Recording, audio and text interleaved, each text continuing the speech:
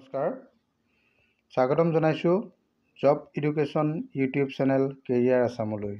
বন্ধু বান্ধৱীসকল, কেৰিয়াৰ আছাম চেনেলৰ জৰিয়তে মই অসমৰ বিভিন্ন চৰকাৰী চাকৰি, বিজ্ঞাপন, নটিফিকেশ্যন আদি আলোচনা কৰোঁ। আজিও ঠিক তেনেধৰণে অসম চৰকাৰৰ অধীনৰ এটা বিশেষ বিভাগ হাউচিং এণ্ড আৰ্বান এফেয়াৰৰ এটা বিজ্ঞাপন লৈ আপোনালোকৰ ওচৰলৈ আহিছোঁ। বন্ধু বান্ধৱীসকল, আপোনালোক যদি মোৰ চেনেলত প্ৰথমবাৰলৈ আহিছে তেনেহ'লে চেনেলটো ছাবস্ক্ৰাইব কৰি কাষলৈ থকা অন নটিফিকেশ্যনটো অন কৰি দিয়ে যেন। বন্ধু বান্ধৱীসকল, আহক ভিডিঅ'টো আমি আৰম্ভ কৰোঁ। নমস্কাৰ বন্ধু বান্ধৱীসকল, আজি মই যিটো বিজ্ঞাপন লৈ আপোনালোকৰ ওচৰলৈ আহিছোঁ, বিজ্ঞাপনটো অসম লোকসেৱা আয়োগৰ পৰা যোৱা 24 ডিচেম্বৰ 2024 প্ৰকাশ কৰা হৈছে। এই বিজ্ঞাপনটো কি পদ আছে মই আপোনালোকক জনাই দিব বিচাৰিছোঁ। প্ৰথমতে আপোনালোকে চাওক, ইয়াৰে পদটোৰ নাম, পদটোৰ নাম assistant director in the directorate of town and country planning, Assam under department of housing and urban affair. এই পদটো হৈছে আপোনালোকৰ department of housing and urban এফেয়াৰত এই পদটো আছে। পদটো টোটেল পদ আপোনালোকৰ আছে 8টা। টোটেল 8টা পদ আছে। এই পদকেইটা আপোনালোকৰ কোন কেটেগৰীত কিমানটা পদ আছে মই এইকেইটা আপোনালোকক দেখাই দিছোঁ, আপোনালোকে চাব পাৰিব। ইয়াতে কেটেগৰী ৱাইজত পদকেইটা ডিষ্ট্ৰিবিউট কৰা আছে, আপোনালোকে চাওক।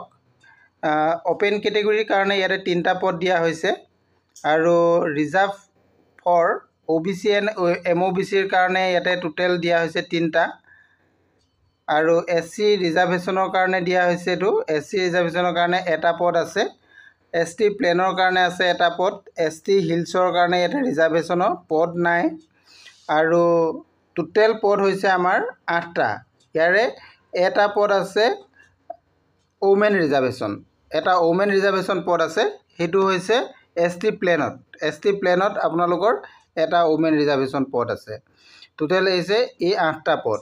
ইয়াৰ কাৰণে আপোনালোকৰ যিটো দৰমহা ধাৰ্য কৰা হৈছে, দৰমহাটো আপোনালোকক মই জনাই দিব বিচাৰিছোঁ।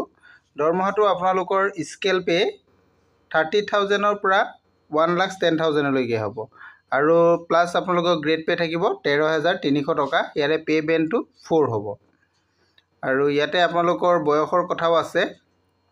আৰু যিসকলে এপ্লাই কৰিব তেওঁলোকৰ কি লাগিব সেইকেইটাও মই কৈ দিছোঁ। তেওঁলোক ইণ্ডিয়ান চিটিজেন হ'ব লাগিব, মাষ্ট বি ইণ্ডিয়ান চিটিজেন হ'ব লাগিব, আৰু আছাম ৰেচিডেণ্ট হ'ব লাগিব, ৰেচিডেণ্ট ইন আছামৰ হ'ব লাগিব, আৰু আছাম গভৰ্ণমেণ্টৰ এমপ্লয়মেণ্ট এক্সচেঞ্জ ৰেজিষ্ট্ৰেশ্যন চাৰ্টিফিকেট তেওঁলোকৰ থাকিব লাগিব, এইকেইটা লাগিব।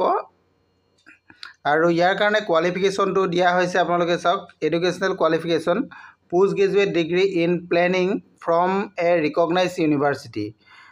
যিকোনো ৰিকগনাইজ ইউনিভাৰ্চিটিৰ পৰা পোষ্ট গ্ৰেজুৱেট ডিগ্ৰী হ'ব লাগিব প্লেনিঙত, তেতিয়া আপোনালোকে এই পদৰ কাৰণে এপ্লাই কৰিব পাৰিব। আৰু ইয়াৰে ক'ৰ পৰা আপোনালোকে কৰিব পাৰিব এইখিনি কথা গোটেইখিনি উল্লেখ আছে, মই মেইন কোৱালিফিকেশ্যনটো আপোনালোকক জনাই দিছোঁ। আৰু এই পদটোৰ কাৰণে আপোনালোকৰ বয়সৰ সীমাটো ধৰা হৈছে 21 বছৰৰ পৰা 38 বছৰ বয়সলৈকে ধৰা হৈছে 1/1/2024লৈকে। আৰু এইটো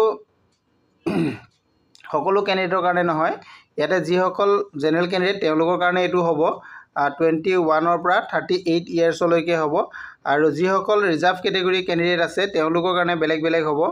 ৰিজাৰ্ভ কেটেগৰীত যিখিনি SC আৰু ST কেণ্ডিডেট আছে তেওঁলোকৰ কাৰণে ইয়াতে 43 ইয়াৰ্ছলৈকে এপ্লাই কৰিব পাৰিব, আৰু যিসকল OBC আৰু MOBC তেওঁলোকে 41 ইয়াৰ্ছলৈকে এপ্লাই কৰিব পাৰিব। এইখিনি কথা উল্লেখ আছে। আৰু এক্স ছাৰ্ভিচমেন যিসকল আছে তেওঁলোকে 50 এজলৈকে এপ্লাই কৰিব ইয়াতে পাৰিব, আপোনালোকৰ ইয়াতে দেখা পাইছে, এইখিনি আছে।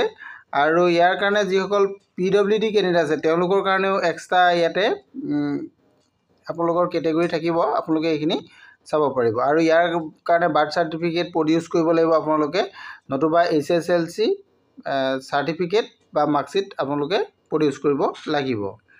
এইখিনি কথা ইয়াতে আছে এই পদখিনিৰ কাৰণে। ইয়াৰ কাৰণে আপোনালোকৰ অনলাইন ষ্টাৰ্টিং ডেটটো মই আপোনালোকক জনাই দিছোঁ। অনলাইন ষ্টাৰ্টিংটো হ'ব 2 জানুৱাৰী 2025। 2 জানুৱাৰী 2025 তাৰিখৰ পৰা এইটো অনলাইন আবেদন আৰম্ভ হ'ব আৰু ক্লোজিং ডেটটো আপোনালোকৰ 1 ফেব্ৰুৱাৰী 2025 তাৰিখে ক্লোজিং হ'ব।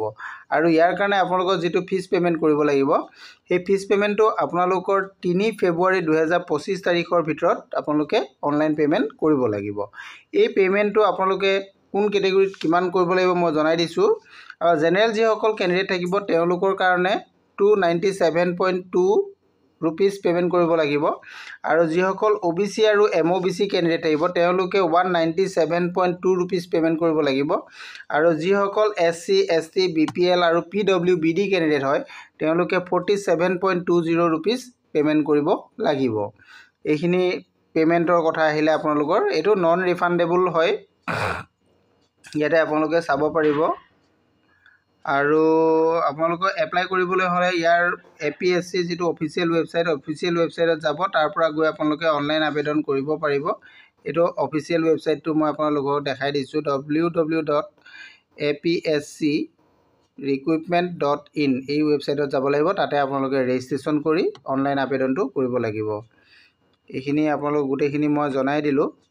আৰু আপোনালোকৰ যদি পে'মেণ্টৰ খাতিৰত কিবা অসুবিধা হয় তেনেহ'লে আপোনালোকে এটা হেল্পলাইন নাম্বাৰ আছে, ইয়াতে আপোনালোকে কণ্টেক্ট কৰিব পাৰিব।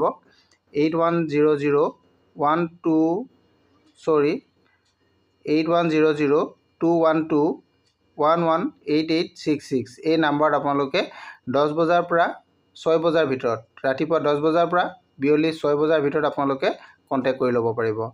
নতুবা আপোনালোকে এটা ইয়াতে হেল্প ডেস্ক ইমেইল ID দিয়া আছে, ইয়াতো আপোনালোকে কণ্টেক্ট কৰিব পাৰিব। আজিৰ ভিডিঅ'টো ইমানে আছিলে। ভিডিঅ'টো যদি আপোনালোকৰ ভাল লাগিছে তেনেহ'লে লাইক কমেণ্ট শ্বেয়াৰ কৰি দিবলৈ নাপাহৰিব। Thank U.